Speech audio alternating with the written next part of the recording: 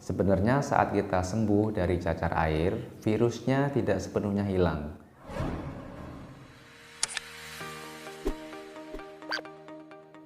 Hai teman-teman, salam sehat. Semoga kita semua dalam kondisi yang prima. Jumpa lagi di channel Wayan HS bersama saya, Dr. Wayan. Kali ini saya akan membahas tentang penyakit cacar air. Nah, siapa di sini yang pernah kena cacar air? Coba komen di kolom komentar ya.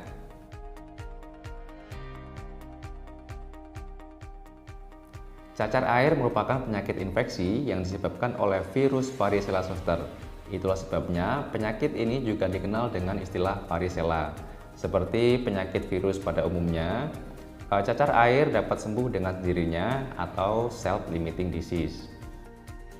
Nah, tapi sebelum dilanjutkan, bagi kamu yang belum subscribe, mohon bantuannya untuk subscribe dan nyalakan loncengnya supaya kamu tidak tertinggal informasi seputar kesehatan.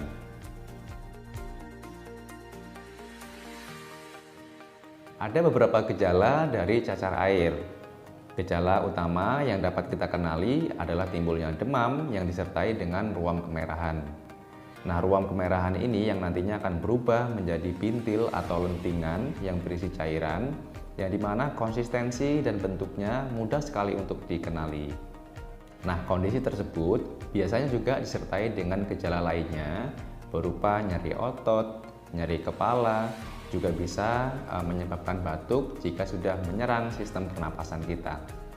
Setelah ruam merah muncul, akan timbul rasa gatal. Tapi ketahuilah, tidak semua penderita cacar air mengalami ruam yang sama. Ada yang mengalami ruam hingga ke seluruh bagian tubuh, termasuk area mulut, tenggorokan, ya, bisa juga ke area bokong, ya. Tapi ada juga yang hanya di bagian tubuh tertentu saja, misalnya pada kulit wajah, telinga, kemudian kulit kepala, ataupun lengan dan kaki.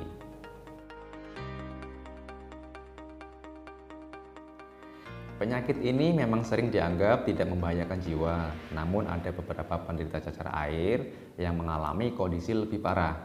Ada yang bisa mengalami komplikasi seperti misalnya sulit bernapas, kemerahan di sekitar lentingan, dan terlihat tanda-tanda infeksi.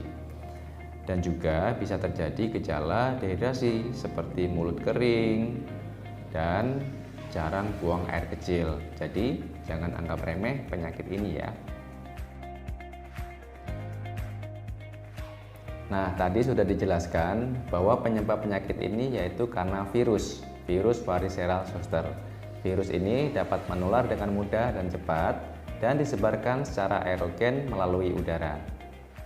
Penularan cacar air ini dapat terjadi melalui kontak langsung dengan penderitanya ataupun terkena cairan tubuh dari penderitanya, misalnya dari batuk atau bersin-bersin ya, melalui droplet.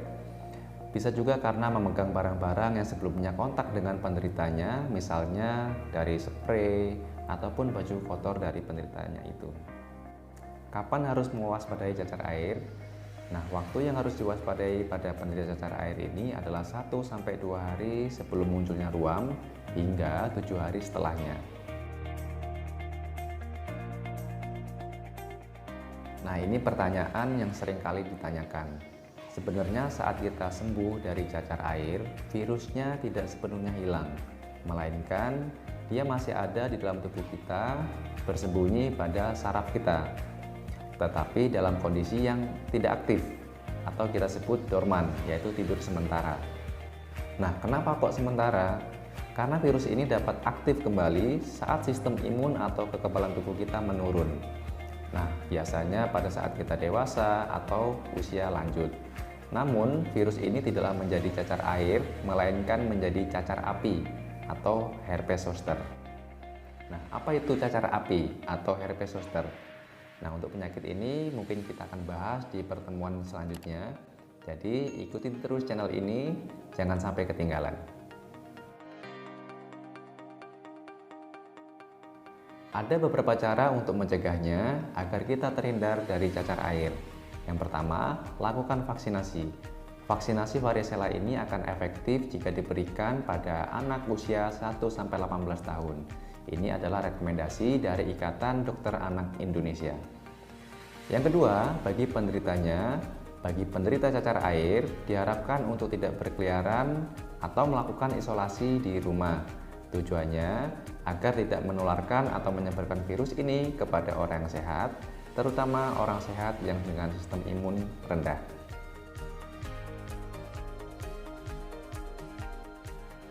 Nah, ini juga salah satu pertanyaan yang sering ditanyakan pada ibu-ibu yang membawa anaknya berobat.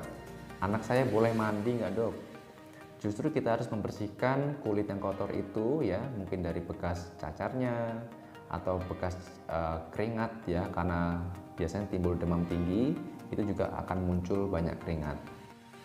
Bersihkan dengan air, bisa dengan mandi air hangat, lalu keringkan dengan handuk dengan hati-hati. Jangan sampai membuat vesikel atau lentingannya banyak yang pecah. Pastikan kuku tidak panjang agar tidak melukai kulitmu. Selalu jaga kebersihan tangan dan jaga pakaian agar selalu kering dan bersih.